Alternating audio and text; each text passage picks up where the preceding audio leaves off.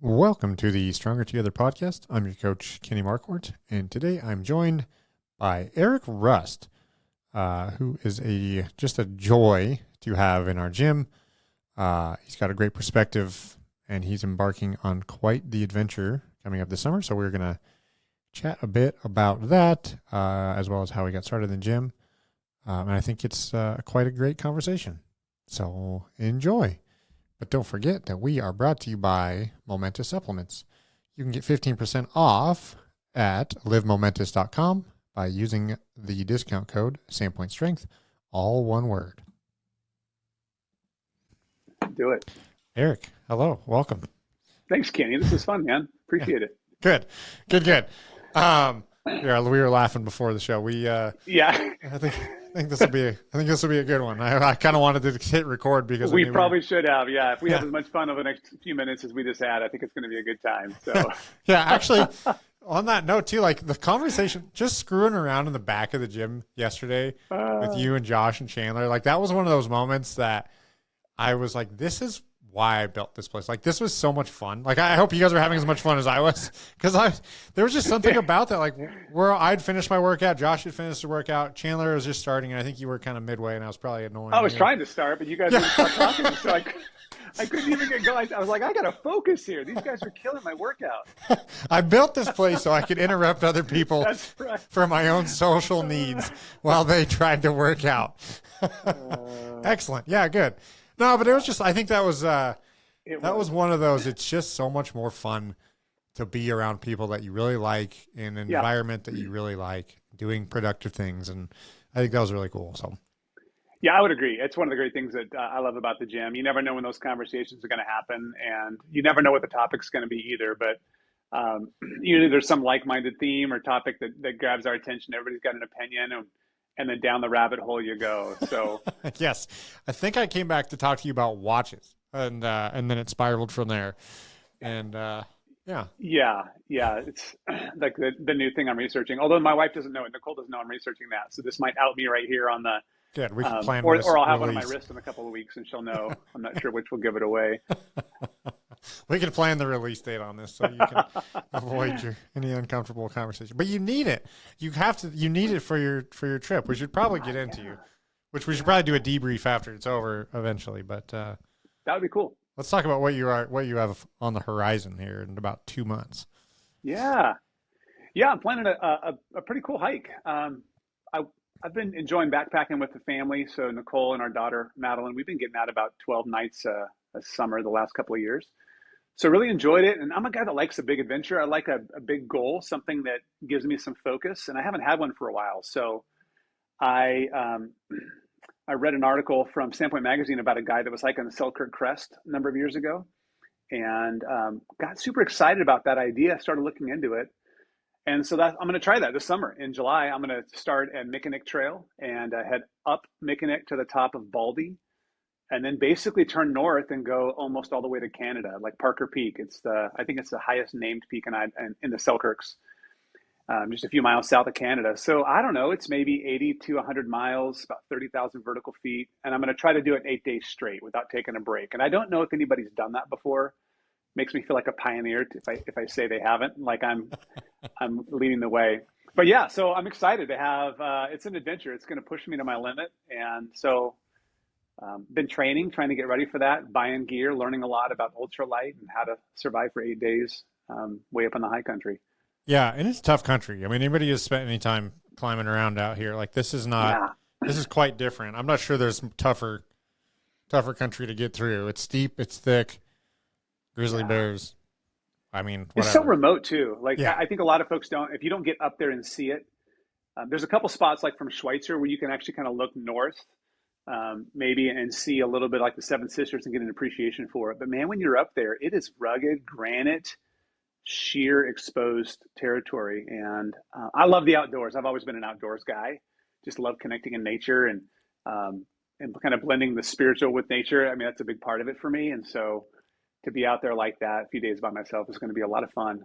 I'll probably freak out though. I'm a little nervous, to be honest. Like, I'm not, on one hand, I'm not afraid about being eaten by a bear, but there's always that reality that it could happen. And so I'm going to bring earplugs. That way, if I hear the bear, I can't hear the bear coming. That's my philosophy. So it'll happen quickly. I'll I be like, love it. what was, and it's That over makes before sense. I even realize what happened, you know? That makes perfect sense. Yeah, I think this will definitely should come out after you're done with this, for your wife's sake. She probably knows this, I guess, by now.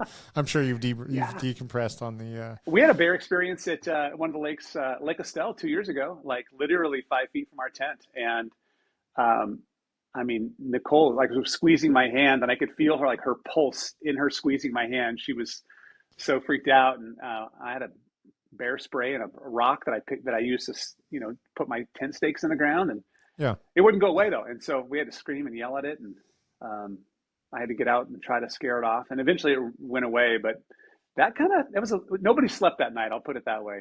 yeah, You have a bear experience like that in the high country, it's a little freaky. yeah, for sure.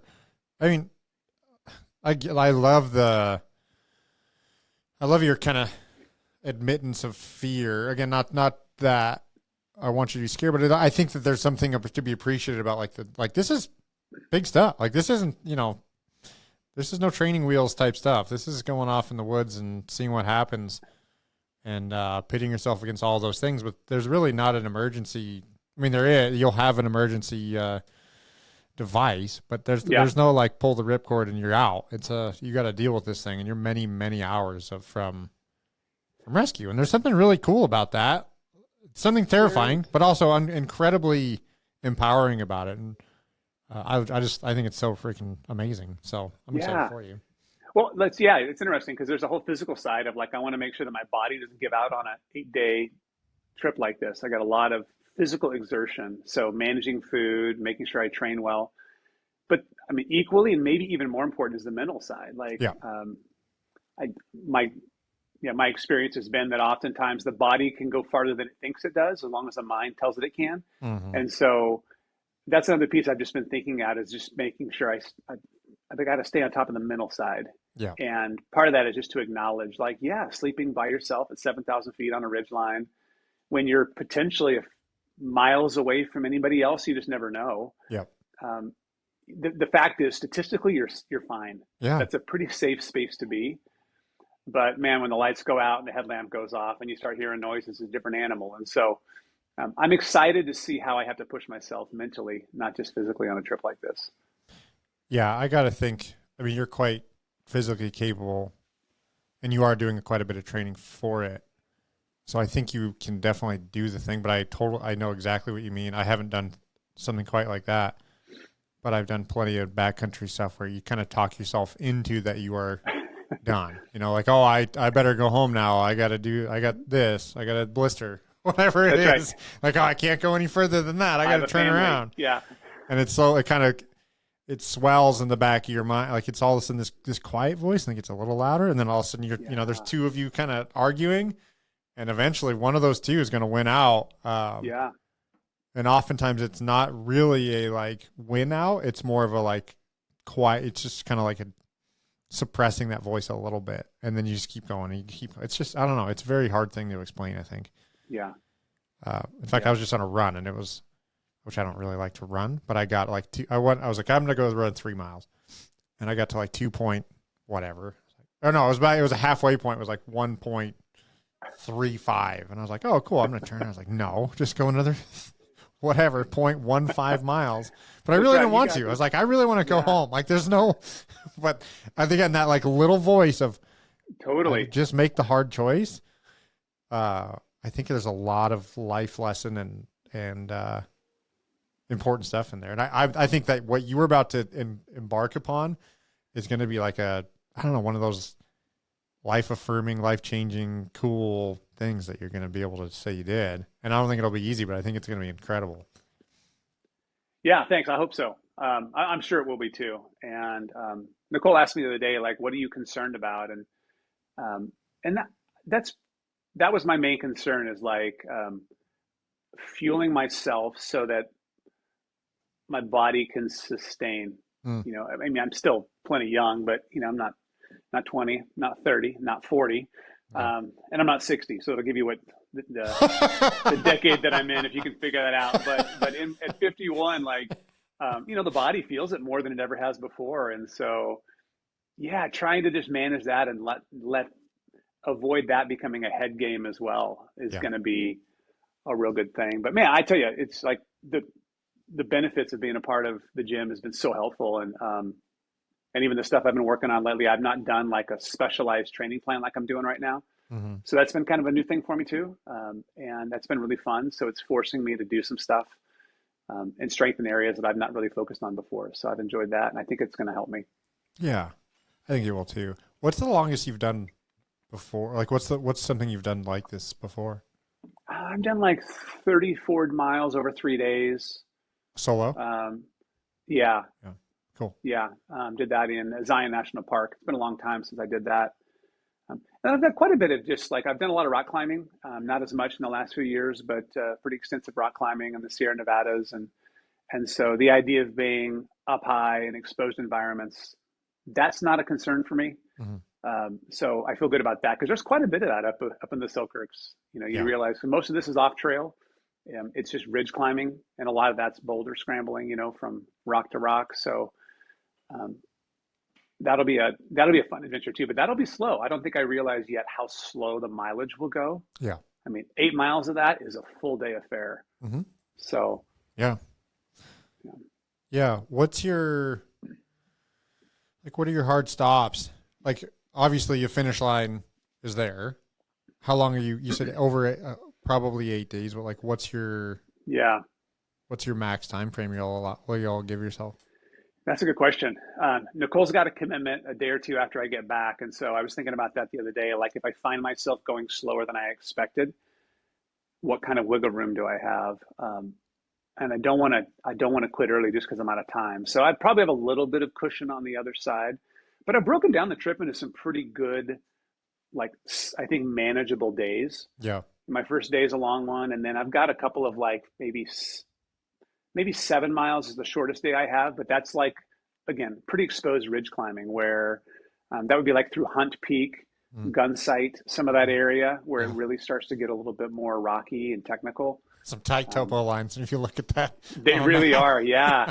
And you're trying to find like um, you're trying to find the low, and then if you look at like what the what's the feature where you can show and it shows the colors, the gradients, the vertical gradients on like Onyx The Hunt has that. aspects, since yeah, the aspect. Yeah, and Yeah. so you try to find like the areas that aren't in blue and purple. You know, like if you can find reds or oranges, you know that that's probably a ramp or maybe a grassy slope you can get down.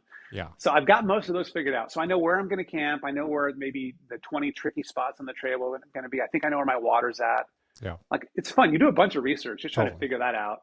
Yeah. And then you move to like, okay, now that I know what I'm supposed to do, can I get the gear? So I do feel like my plan is solid. And as long as I'm hitting my targets and I'm camping at the right spots every day, I'll be on track. So yeah. Yeah, that's awesome. I think there's something important what like what you've said and what I've you and I've talked about this a little bit but I think that sometimes people hear a plan like there's this like all or nothing kind of thing where there's not like I think you've put a lot of planning and you will continue to put more planning and thought and energy into this being a smart stupid thing. You know what I mean? Like, like this is hard. Like, but you're not just like throw a knapsack over your shoulder and set out Yeah. to walk to Canada on the ridge lines. There's, and I think that having done a little bit of survival stuff, I had Tim Corcoran on the podcast the other day, and like we talked about, like there's, you kind of cross that threshold of stupid by not preparing, but Yeah, you make it totally. too. It's not enough of an adventure if it's too prepared. So I don't know. There's a weird balance there, and I think that that's an Yeah. interesting thing to play with. Yeah. If there's no risk in it and if there's no chance of failure, it loses a little bit of, well, it loses a lot of what it's about. I don't think I have an interest in that. Like Yeah, I want something that there's some risk and not danger necessarily, but just, I mean, there's always a risk of twisted ankles in a high country or, losing food or running out of water in some location. And those can generally be managed okay, even though they may not be comfortable. yep, But that there's no guarantee of success. And so, even going public, having this conversation, like people know I'm doing this. I can't just sneak away if it gets hard. And so there's some pride there that you have to face too if something doesn't go right. So I mean, those are valuable life lessons though in general as well. So part of that I like the pressure of it. I like the risk of maybe failure, Mm-hmm. even though I'm confident that I can pull it off. Um, I don't really know what I'm in for. So yeah, that's, I lay in bed at night occasionally and just my mind starts wandering because that excites me. Yeah, it should. I think that's, again, that's such a cool. I'm so obsessed with like people that haven't done things, not and people that have done things that most people haven't. Like that's my Mm-hmm. favorite conversation to have. Is like, whoa, like that's not. You can't just pay to do that. You can't like, you can't, if you can just sign up and pay, like that's just, I don't know. There's something that's not as neat. I Yeah, guess doing Everest, you can sign up and pay, but you're still you can still die. So there's a little bit of a nuance to that comment, but definitely. still, Yeah. what you're talking about is something that you can rest easy knowing that that's going to be a cool story that you can tell for a long, long time. And yeah, I just love that. What's your Yeah. Thanks, man. what are your like when do you give yourself permission to stop? Have you thought about that? And I know I'm kind of making a public thing about this. What's probably a little bit of a private internal conversation, so feel free to answer it how you want. But like, have you thought about what your reasonable pull the ripcords are? A little bit. I feel like from a physical safety perspective, there are always there's always ways around some of the more dangerous sections of the routes. There's a couple sections that are definitely roped climbing sections. Most notably Chimney Rock. I mean, if I'm truly going to stay Mm-hmm. on the ridge of the Selkirk Crest, I would have to climb up and then down Chimney Rock, which is 200 vertical feet. That's just not going to happen. Yeah. But other things like the Fin up on the Beehive Traverse or the high Traverse up by Beehive Lake, I've climbed that before. It's not necessarily hard, but the exposure is really high. So I'm planning on bypassing that section. So I feel like the physical pieces I can manage around. It might be my body, and like I might find that there's a couple of days where I'm really sore. I might find a day where I need to take a break Mm-hmm. and only do a half day. And I think that's going to be the key is knowing when I need to say slow down, Yeah. give my body a little bit more time to rest. Even if there's a day off where I just take a day and I rest, that was crossing my mind the other day.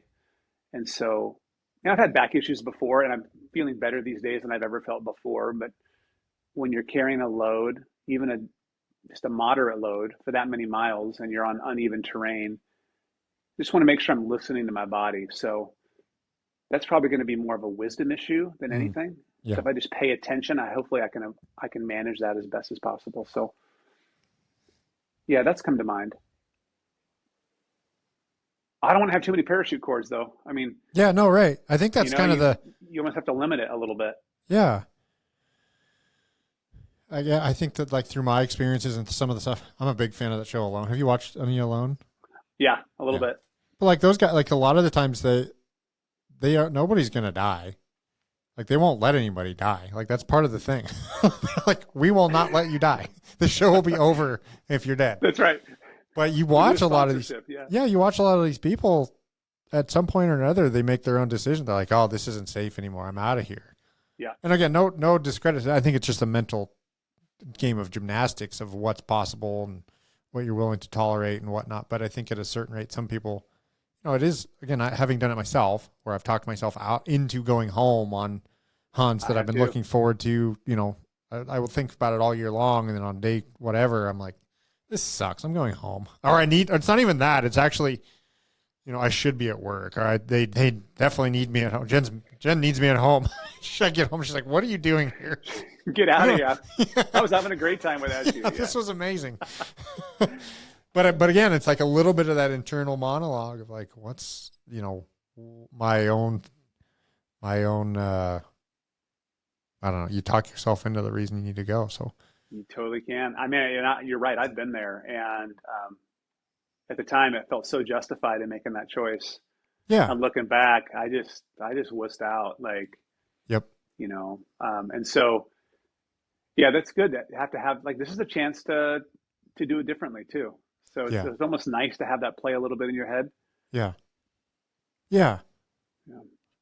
And I think this is a big event. Like it is nice. I think sometimes with hunting, it's like, or undefined success, and I think yours again. You could probably loosely define success as just doing the thing, like embarking on that first night. Every night's a success, and my like going and Yeah. doing that is pretty darn cool.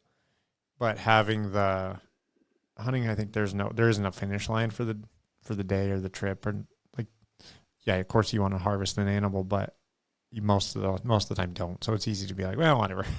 I'll go home and sit on the couch today. I'll hit him. I'll get it next time. That's right. There's always next week. Yeah. Yeah, so that might be a different experience. But do you think you're gonna have fun? Like, do you think you're gonna enjoy it in the moment? Like, or are you gonna be like, where's your mental? What are your thoughts on that? Yeah, that's a really good thing to keep in mind. Sometimes when you're trying to knock out certain mileage goals, like first day, okay, it's 16 miles or so, you can get a little caught up in like just moving to Mm-hmm. try to okay, where should I be at a certain time, and you can almost miss the opportunity. So I do think with daily mileage goals and like camps that I want to try to get to, that's going to be a constant challenge for me, just to make sure that I'm staying fully present. Yeah. And so, but yeah, just the adventure, the fun. I just went on a short hike this morning early before work, and just watching in the last 5 days how the mountains have turned from brown to green. It was Yes. incredible how green things were. I felt like I was in a rainforest. Yeah. And so I just found myself appreciating that. I felt like there were going to be bears everywhere because I couldn't see any longer because there was so much foliage. Yeah. And so if I can really get in a place where I'm appreciating that Yeah. and just taking it in, I think that's going to be a lot of fun. Just Yeah. having that experience and yeah, doing it. I'm not alone for all of it. I think my daughter Courtney might join me for maybe a day and a half or two overnighters on the front end of the trip, and then Nicole might join me at the very end, and then I'll just do the midsection, which is the most technical, by myself. But to be able to have that time by myself and then also share it with two girls that mean the world to me, like that's going to be pretty cool too. So Yeah. that'll be fun. Yeah. I would imagine the same. There is something, again, from my experience, like there's something social. Like I love to pretend like I'm this lone wolf. Sometimes, like, oh, I like to be alone. I'll go, whatever, spend the summer alone on the mountain. I'm really not. Like I am a lot of the time, but I still do crave that interaction, and I do in the times where I'm having a hard experience in the outdoors. Like that's what I need. I need a interaction with the people I love. Yeah. And that brings me back to center. Like it's not much. Totally. You don't need much. It's just I need more, but it's like almost in an instant. You're like, oh, cool. Like, all right, okay, everything's, and it probably says more about the relationship than anything. Yeah. Especially with I know you and Nicole have a very strong relationship, and you and Courtney do as well, at least from what I have seen. And that just says a lot, I think, about like how that their support and empowerment of you will probably give you some extra juice. It helps. Yeah. Yeah. Remember that John Mayer song? I forgot the name of his album, but it was one of John Mayer's first albums. It was fantastic, probably early 2000s, and he had a song called 3x5. Nope. It's worth listening to. Yeah, I bet. No, I believe. Yeah. Yeah. Sorry, I just. It was kind of what the album that made him big, and all the songs were still going. But this one 3x5, it's worth a listen to anybody watching right now. Take some time to listen to it with the lyrics. But he basically is on the road, and he's has these incredible experiences with sunrises, but he realizes that a photo just can't do it justice, and kind of next time you're going to be with me, you're going to be by my side. No more 3x5s is kind of his thing. But there's something about, I can take pictures of the most, and I will, some of the most beautiful things that I've seen there. But there is something about sharing it with somebody you care about it can't be replaced with a photo. And so, yeah, I agree with you. There's something about that companionship. I think it's the way that we're wired, the way that we're designed. While some of us do appreciate more alone time, there's something in us that companionship does something that can't be reproduced by really anything else. Yes. Yeah. Which is why yesterday's conversation at the gym was so fun. Like it's community, it's relationship, it's friendship. We're in this together. Yep. Yeah. Yeah, no, that's a great observation. That feeling of accomplishment or appreciation isn't nearly as profound alone. Yeah. Because I do the same thing. I'll take these pictures and I'm like, oh my gosh, this is incredible. Like I would love to be sitting here with Jen. Usually it's with some other smelly dude. Like hanging out on the side of the haven't showered in That's right. multiple days. And you can't Uh, wait to get away from him because you're like, I'm so tired of this guy. Same stories. Crinkle that wrapper one more time. makes Feed it to He you. makes so much noise when he walks. No, if any of my hunting partners are listening, no, I don't hate any of you. You guys are awesome. But it would be nice to share a lot of these sunsets or sunrises with my wife instead of you. Yeah, But the same, and it's the ones I've done alone. Again, it's like I'm sitting there thinking, this is unreal. But all I yeah, want to do is share it with somebody else. Not totally. social media, just somebody who I care about to be like, look at this. Like we are witnessing something that somebody else hasn't. Or maybe like this is a unique moment in time that we can share together. That again, alone isn't nearly as cool as it is That's with right. somebody you love. Yeah, I think that says even more so about like just community and relationships and what is possible to do alone, where it's just not, I don't know, probably doesn't, I think it's like I can easily think of the nefarious villain in the movie that wants to, burn all his friends to the ground to accomplish a thing. Like that's obviously an extreme example, but I think it'd be way better to just do something with somebody you love. We're friends. yeah, keep the relationships. completely. So yeah, I think that's all I got for you on that trip. I don't know. I can't wait to decompress from it though. Like again, that's just gonna be. Yeah, thanks. There's gonna be like taking a journal or something. I know it's extra weight in your pack. Oh man, can I afford the extra ounce?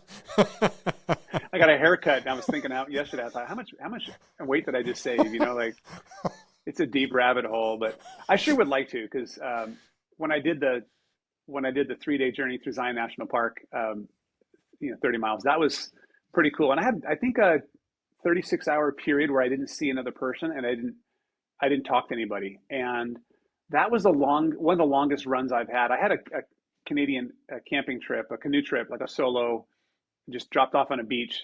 I guess that was 2 days where I didn't talk to a soul, and that is so rare to get those Mhm. moments. Yeah.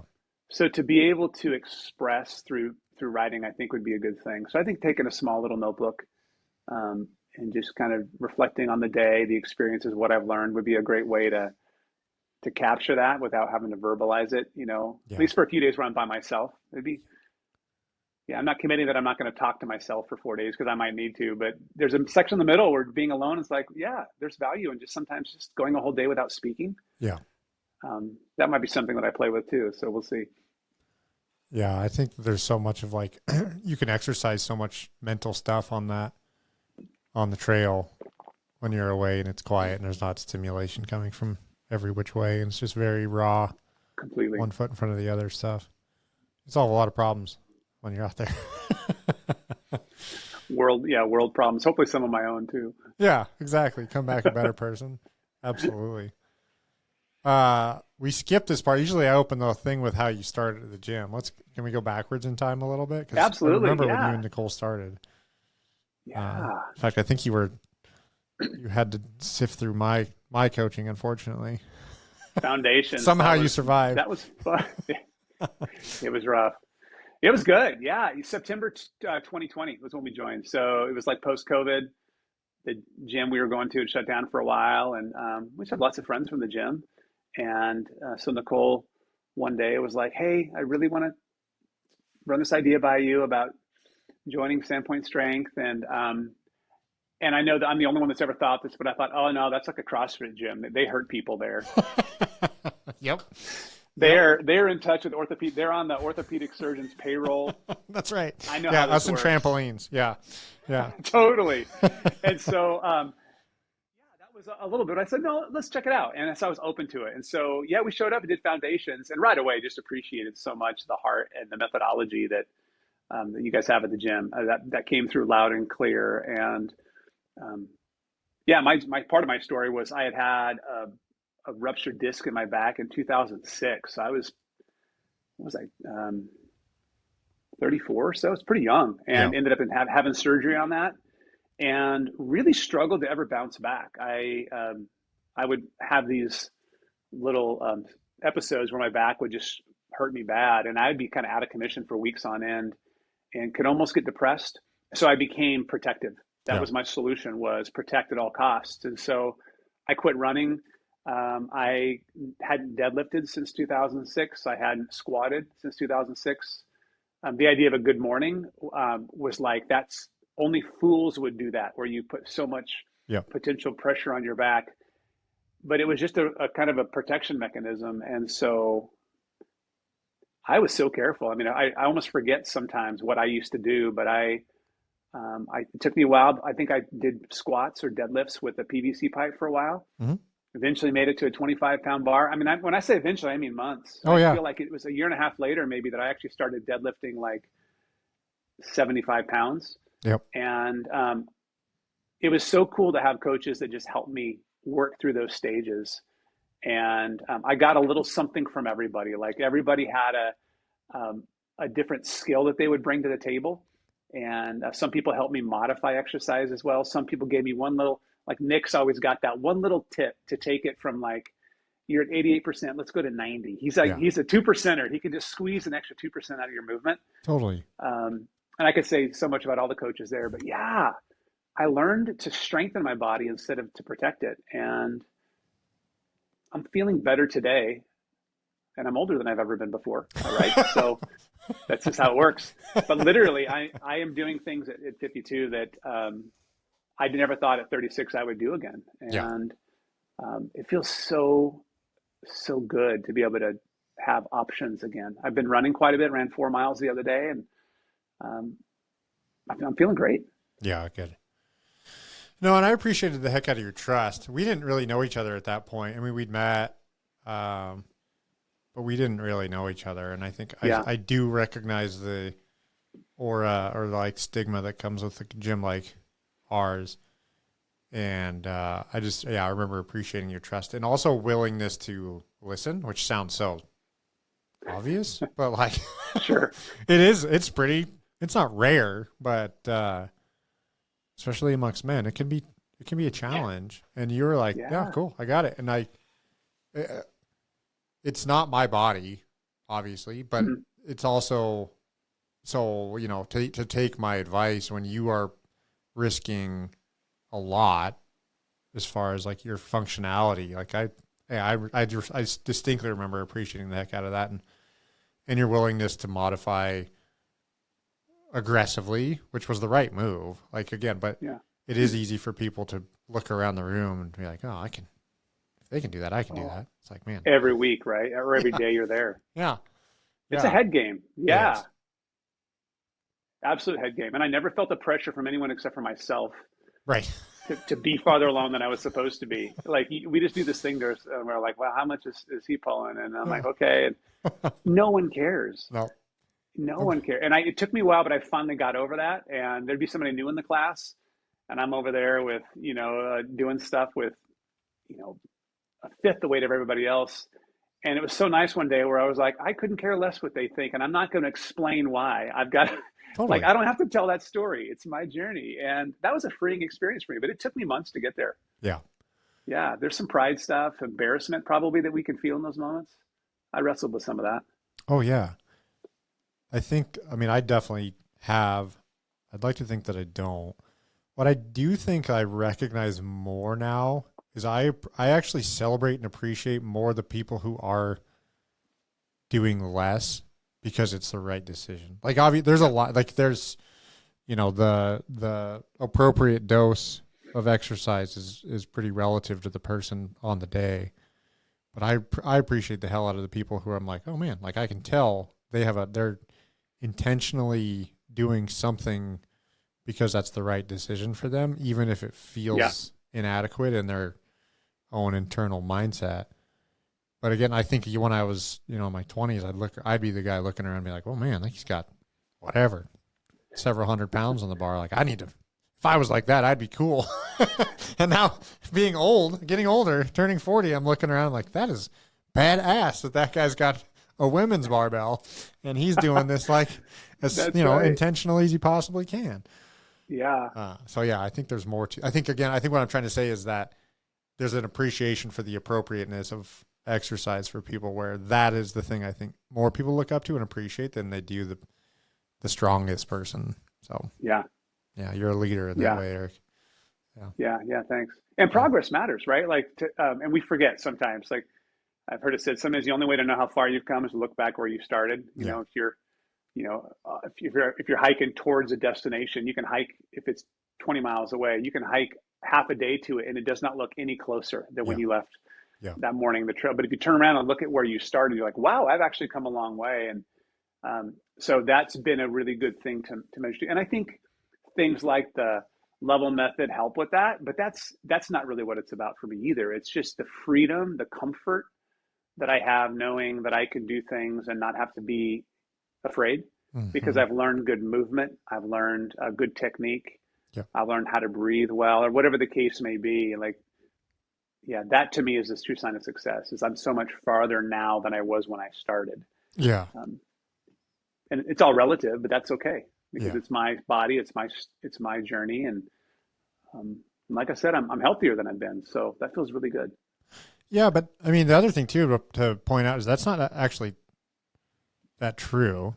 Again, not to air your medical history, which is, but you've had a couple things go on in the last couple of weeks, right? Like Oh yeah, this has totally. been actually a bit of a bump. There's been some bumps in the road. And the only reason I bring that up is that, I think that you're never quite like, it's just a journey, which is such a like cliche thing to say, but you're going to be frustrated. You're going to be annoyed. Then you're going to feel better. Then you're going to be frustrated and annoyed. They're going to be better.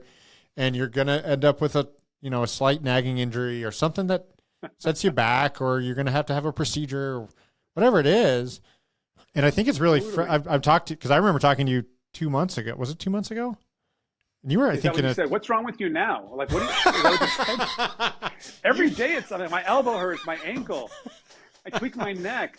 There's something in my eye. It was like I was in a run for a few months there. It was pretty rough. yeah, totally. And I remember having the comment. It was a bit of that, like, am I just getting too old for whatever? Because you also had some, what did you like step off a ladder wrong or something?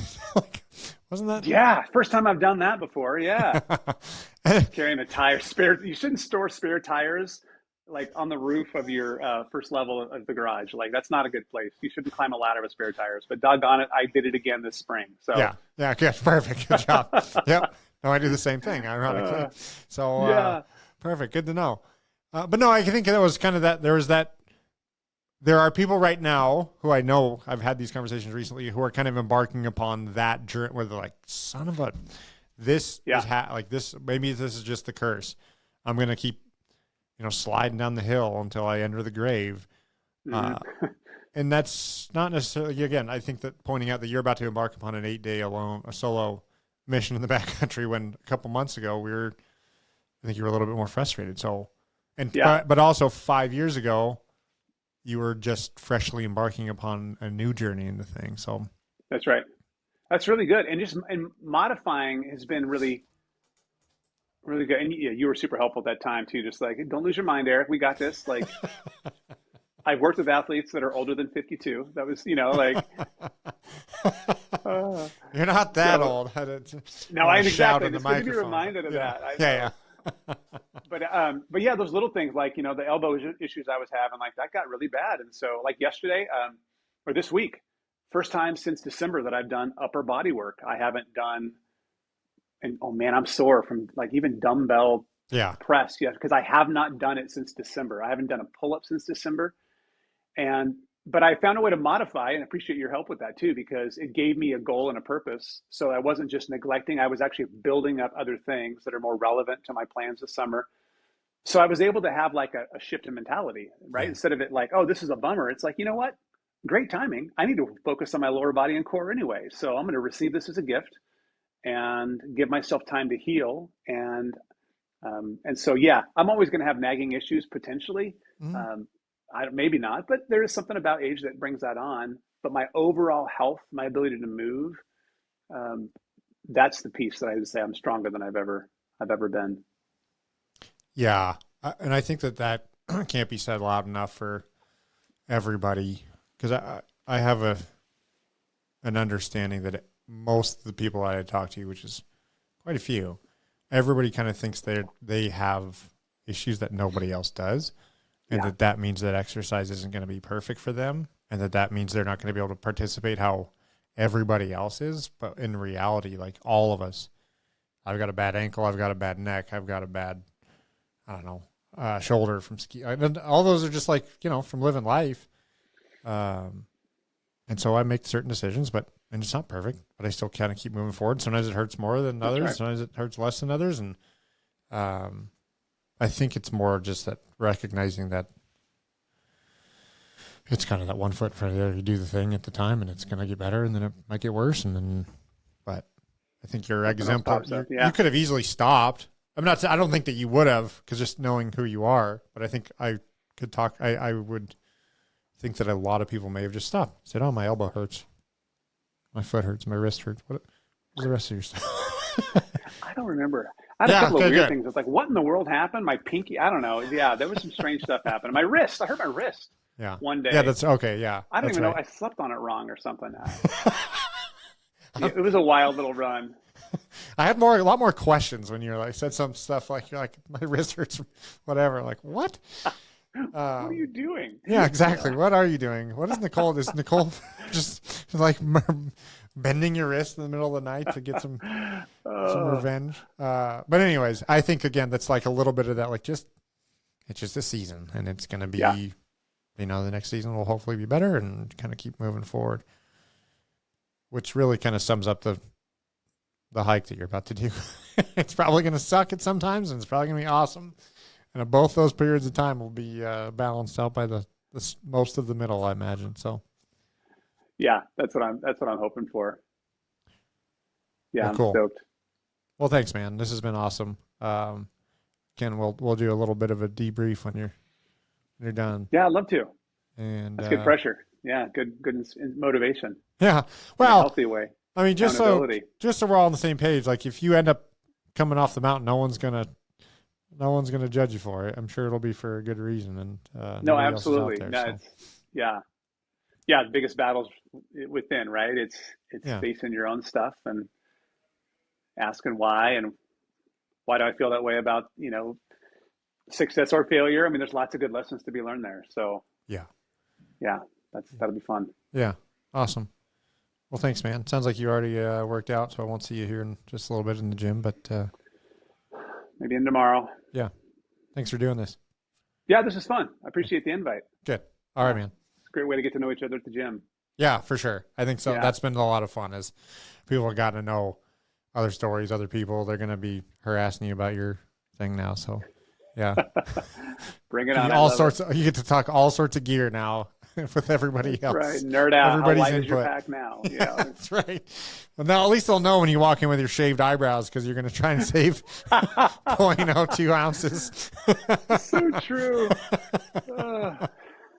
I hadn't thought about that. That's a great idea. Thank you for that. The body waxing and hair shaving body and wax. That could save. I'm not the hairiest guy, but some guys could save pounds probably. But I would save a little bit, but not much.